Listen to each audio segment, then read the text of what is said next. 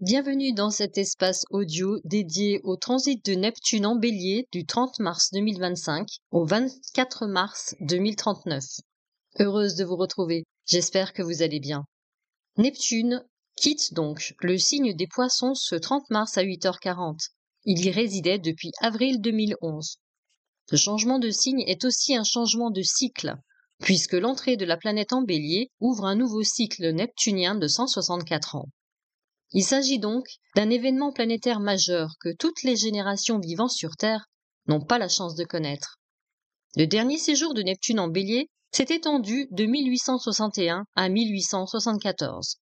À ce moment, les États-Unis entrent dans la guerre de sécession, qui sera suivie par l'abolition de l'esclavage en 1865. Cette période est caractérisée en France par le règne de Napoléon Bonaparte, le passage à la Troisième République et la guerre de 1870. Lent dans son rythme ainsi que dans l'étendue de ses réalisations, Neptune repose sur des modes d'expression très éloignés de ceux du Bélier. La planète ouvre à la réalisation par l'élévation de la conscience et invite à l'engagement dans des voies spirituelles ou, à tout le moins, à exercer des activités ouvertes sur la spiritualité. Neptune symbolise l'extrême réceptivité, l'acuité émotionnelle intense et l'inspiration. Il a trait à l'illimité, au grand mystère de la vie et à la communion avec l'univers. Octave supérieure de Vénus, Neptune est la planète des mystiques et des visionnaires.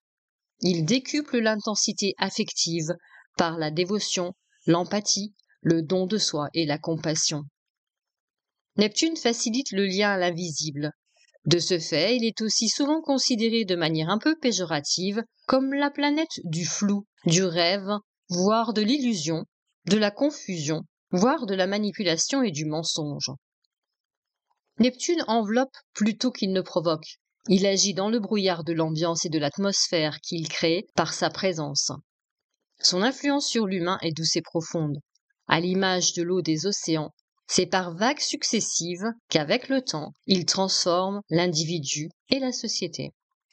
Neptune quitte donc son domicile, dominé par l'élément eau, pour entrer dans le signe du Bélier, caractérisé par l'élément feu. Autant dire, rien de plus antagoniste. Alors que Neptune est rattaché à une dimension universelle, le Bélier pour sa part évolue dans la sphère de l'immédiateté, à travers l'action concrète, à une échelle individuelle. Neptune participe à l'histoire civilisationnelle et diffuse les idées les plus hautes à travers le temps et l'espace.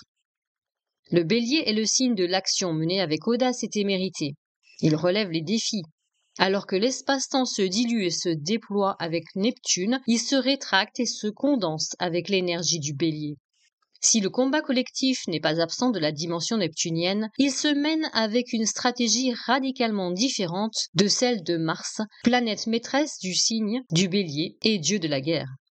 Neptune agit de manière détournée, avec finesse, par réseau d'influence et connexion invisible. Mais sur un plan plus subtil, ces contradictions, qui semblent de prime abord insurmontables, trouvent un chemin qui peut s'avérer fascinant. De fait, les énergies de la planète et du signe vont cohabiter pendant 14 années. Cette période est l'occasion de tempérer de nouveau leur antagonisme, de rééquilibrer leurs caractéristiques et pour nous, de reconsidérer notre propre positionnement. À son entrée dans le signe, Neptune va immanquablement provoquer un bilan collectif des 164 dernières années, et ce, même inconsciemment. Les mentalités individualistes qui se sont déployées ces dernières décennies, voire siècles, seront analysées au travers du prisme de l'énergie neptunienne qui va nous inviter à davantage de considération de l'humain et du vivant. L'esprit collectif devrait se montrer plus visible. Sur le plan relationnel et social, le transit de Neptune en Bélier peut exposer à des réveils douloureux et à des prises de conscience aiguës, tout autant qu'à des révélations inattendues. Le dévoilement pourrait bien être à l'honneur. Le partage, la collaboration, l'entraide et la cohabitation des différences pourraient être les grands axes de ce transit. L'individualisme pourrait se diluer au profit d'une compréhension plus profonde et plus intuitive du monde et d'une collectivité riche de ces différences qui réinvente les codes sociétaux. Sur un plan plus psychologique, Neptune peut éveiller un désir de croire en ses rêves, en invitant à un plus grand détachement vis-à-vis du matériel, un décrochage vis-à-vis de l'avoir et des possessions en général. De nouveaux modes de vie en dehors des stéréotypes des siècles passés pourraient voir le jour. Le féminin et le matriarcat pourraient venir défier bien plus ouvertement et avec succès les détenteurs patriarcaux et leur suprématie sur le monde. La performance devrait céder le pas devant la compréhension, l'accueil et la compassion. L'utopie tentera une fois encore de se tracer une voie. Si elle n'aboutit pas durant ce cycle neptunien, elle marquera certainement une avancée sur le chemin.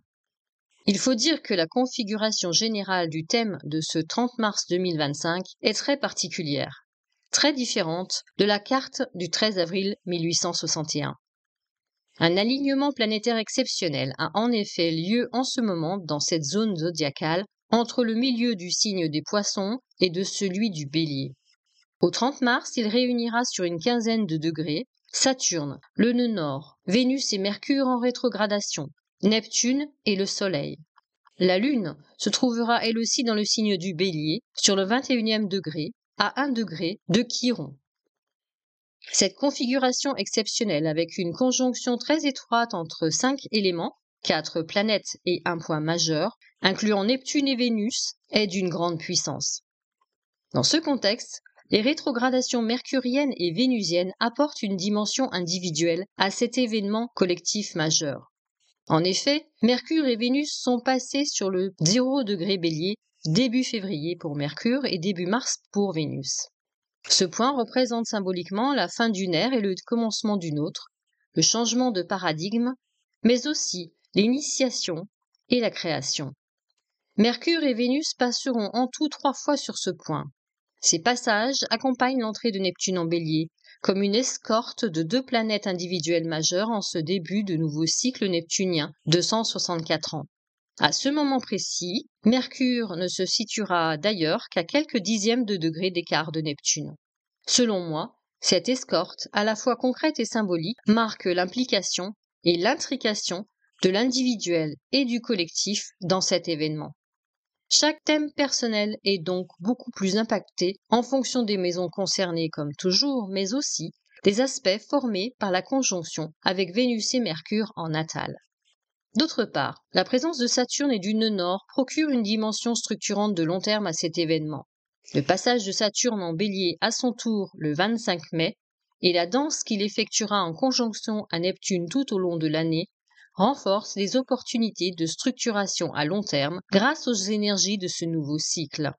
Considérant les effets du transit du nœud nord en Poisson, je vous invite à réécouter ou à écouter l'audio que j'ai consacré en début d'année au transit des nœuds lunaires dans l'axe Poisson-Vierge. À noter également que ce mois de mars est un mois d'éclipse, au pluriel, une éclipse de lune en Vierge au matin de la pleine lune du 14 mars et une éclipse de soleil à 9 degrés Bélier au matin du 29 mars. Pour ceux qui souhaiteraient et pourraient contempler ces événements, le 14 mars, l'entrée de la Lune dans la pénombre de la Terre sera observable depuis l'Europe à partir de 4h57 du matin, heure de Paris, et l'astre pénétrera l'ombre de notre planète à partir de 6h09. Et cette phase sera visible jusqu'au lever du Soleil aux alentours de 7h. L'éclipse de Soleil sera elle aussi visible depuis la France entre 10h et midi en fonction de votre emplacement sur le territoire. Cette période d'éclipse intensifie encore les énergies de ce mois de mars et constitue une sorte de portail qui décuple le ressenti que vous pouvez avoir en ce moment. L'impact personnel de ce changement de signe est donc potentiellement très important. Là où les maisons concernées sont assurément des secteurs du thème natal qui pourront bénéficier d'un apport énergétique puissant. Les domaines existentiels auxquels elles sont liées sont donc privilégiés, d'autant plus si le transit est accompagné de manière consciente et ouverte. Un bilan de ces dernières décennies dans ces domaines peut s'avérer salutaire. Des mesures concrètes de rectification de trajectoire et l'expression de souhaits seront très porteurs. Plus largement, les projets liés à des aspirations personnelles profondes peuvent être portés par la conjoncture et bénéficier d'un solide ancrage dans le temps. Si des problèmes récurrents ou des tendances négatives ont été occultés, il est probable que le passage de Neptune en Bélier pousse à les traiter ou à tout le moins à les regarder en face. Mettre les poussières sous le tapis sera une très mauvaise idée dans cette configuration. Maintenir des mensonges de tous ordres, que ce soit vis-à-vis de soi-même ou des autres, également. Le retour de boomerang pourrait s'avérer destructeur. Je ne me hasarderai pas ici encore à présager d'événements collectifs précis qui pourraient être engendrés par ce passage. Je le rappelle, à cette occasion encore, l'astrologie que je pratique n'est pas prédictive. Elle est un outil d'accompagnement sur le chemin de chacun, relevant à la fois du miroir et de la boussole. Un outil à expérimenter, comme je le fais moi-même, et à évaluer au fil du temps et des avancées sur le chemin. Les événements collectifs sont des équations à milliards d'inconnus, hautement impossibles à prévoir. D'autant plus avec les changements de signes décisifs qui ont lieu cette année, que j'ai eu l'occasion d'évoquer brièvement dans l'audio que j'ai réalisé il y a 2 semaines, ceux de Jupiter en Cancer et d'Uranus en Gémeaux. Cette année 2025 est donc très spéciale astrologiquement parlant.